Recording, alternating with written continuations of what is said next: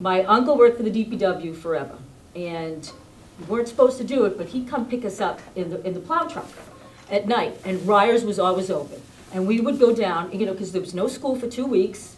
There'd be snowmobiles parked up front. We go down in a dump truck, and Bill would always have hot chocolate and chocolate chip cookies for us. And it was for 2 weeks, you know. It was at night. It was, you know, really exciting. It was a lot of fun. It was a lot of fun growing up here. That was it.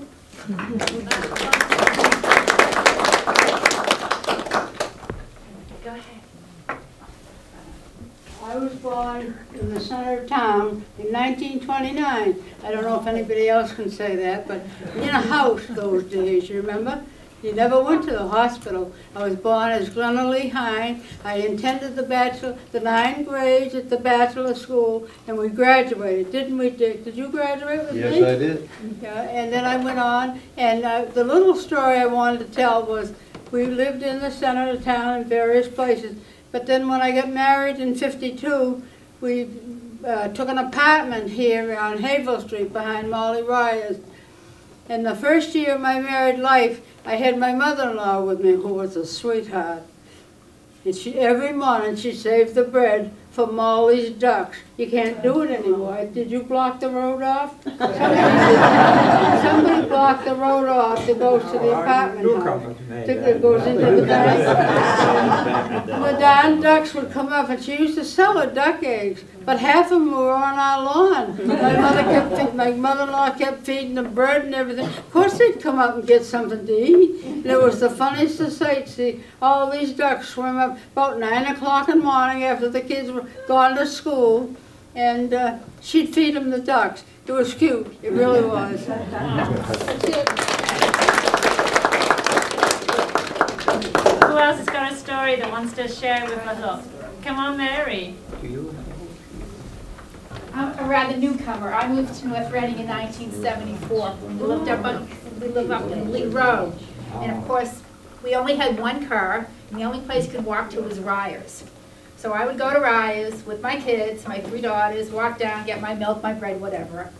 And if one of the kids decided she needed to be in the carriage on the way up the hill, I would have to hide my groceries in Broussard's bushes, call my husband and say, please pick them up on your way home. And we were a young family. We didn't have much at that time, so we were always running credit at Bill's store. I would go in, I'd give my bread, my milk, and sometimes diapers. Well, I went in one time, did my bread, my milk, and my diapers, and handed him a coupon for my diapers. Well, I am so happy to this day that he did not have that broom in his hand. He was ready to bounce it off my head. So I remember that story, the look on his face, and he went, coupons? After I had the nerve to say, I'm charging my $8 that I wanted credit for it. So thank you, Bill, for letting me do that all those years, and thank you, Mark, Judy, and everybody here for allowing us to have Ryers in the center of town. I wish we could do it all over again. Me too. Oh no, I don't want to use the coupons anymore for diapers. No, does she want to hide her groceries in bushes? No, don't do that. No, I don't. No. Thank you. That's wonderful. Good job there.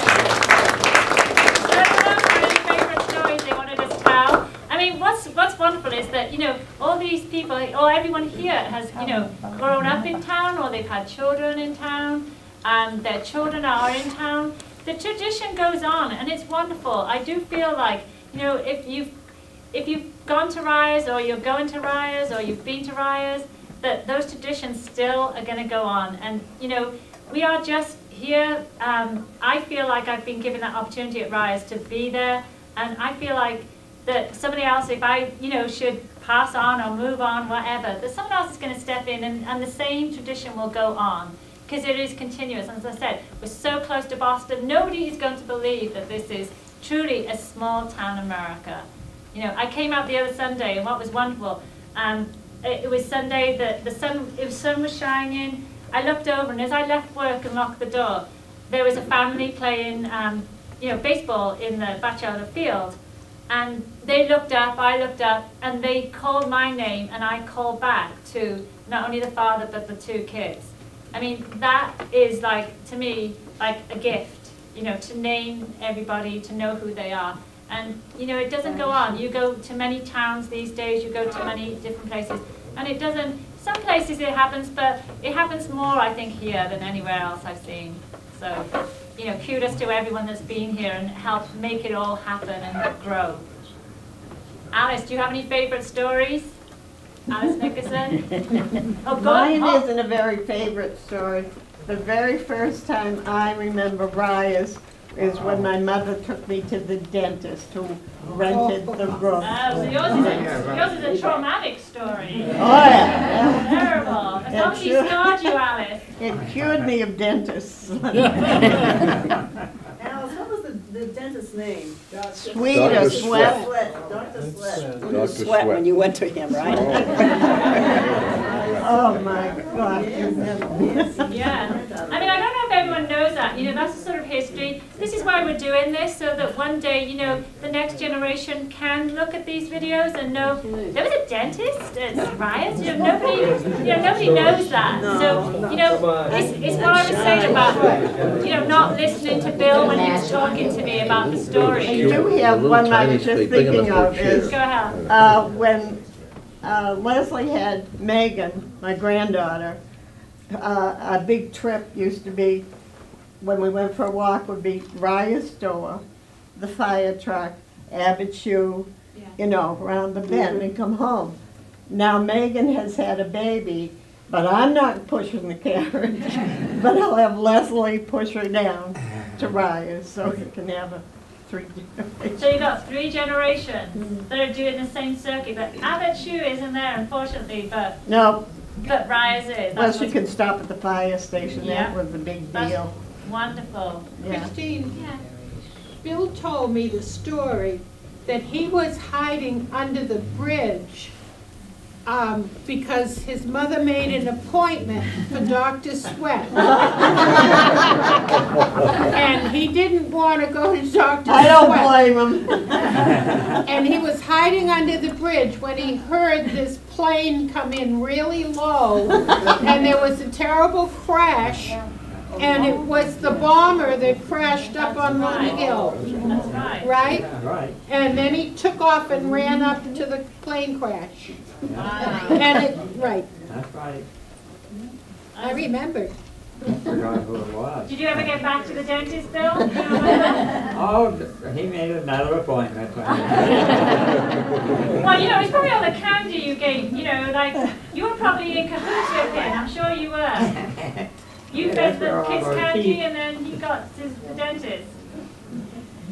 So Gordon, I'm sure you've got plenty of stories, come on up then. Yeah, that one. What's this handsome guy is doing over there? Mark's gonna explain that later. Yeah, I can do that. This guy here is Bill's grandfather, we believe. He's the one that came down from Nova Scotia and moved the store in 1912 from to the Putnam House and Happy's house. Moved it down there in 1912, and he's the one that opened the store. His name is Bill also, isn't it, Dad? You're kidding. One of the, and also another note is Bill, the house that Bill lives in now was attached to the back of Ryers like everything else was. And it was cut from there and moved across the street, according to Bill's father, which Dad interviewed in 1976. Yeah, what, the ice cream cone was a penny, Yeah, and a quart of ice cream was 40 cents, was it? Yeah. Yeah. Wow. Yeah. a gallon of ice cream. Oh, was it a I gallon? think so, yeah. So, I have a couple of stories. I know I told 2 of them before, but I'll make them brief. One of the, another reason that went Ryer's store, other than buying groceries and things, was to try to get the best of Bill, which none of us honestly ever did, but I tried and tried. At one particular time, I went to into the store, and my sister-in-law, one of my sister-in-laws just moved to town. And I knew that Bill didn't know who she was. However, he didn't know who my wife was either. So I said to my sister-in-law, I said, you hold hands, you and I'll hold hands, and we'll win, and he'll think I've got a girlfriend. So we went in, and we, you know, had to go around the ice cream count thing and so forth. We picked out what we wanted, and we come down to the counter, and he's watching us as we're coming down, not saying a word, we're holding hands and so forth. So we get down there and I paid him and he says, what's this, your sister-in-law? So you can see I didn't get the best of him then either. Another time, I went into the store and they didn't realize that my mother was right behind me. And my mother thought my brother and I were pretty special. So you couldn't pick on us. So we go in and he and I always had some kind, like everybody else, some kind of a wisecrack, you know. So he said, as I walked in, he said something to me, and she said, "I'll have you know that's my son." He said, "Oh no, not one of those all-American mothers." Another thing that was kind of funny was I decided when Mark was moving the original Ryers that I would video the whole thing from beginning to end. So I didn't realize it, but Bill, I'm standing beside Bill when the wrecking crew was there, and they're taking down the old part of, the addition. And Bill's sort of narrating it, not, wasn't planned or anything. First thing we know, he said, "Oh my gosh, there goes Molly's bathtub." It had fallen down as the wrecking vehicle was there and so forth. We had some great times. We always try to get the best of them, but never did. Thank you. Oh, I think you did.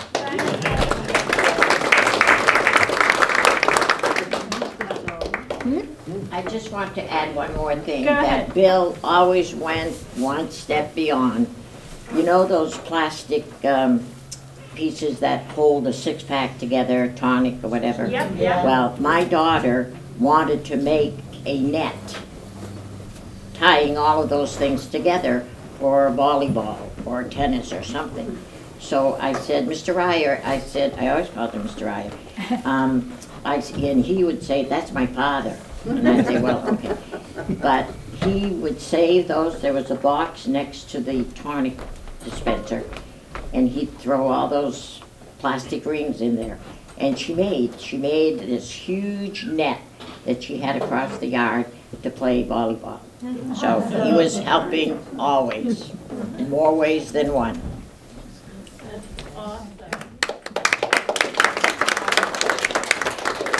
Couple more notes. The bathtub, we actually were trying to save it, so we built a ramp out of trash and pulled it out of the second floor, and we used it as a planter for a few years.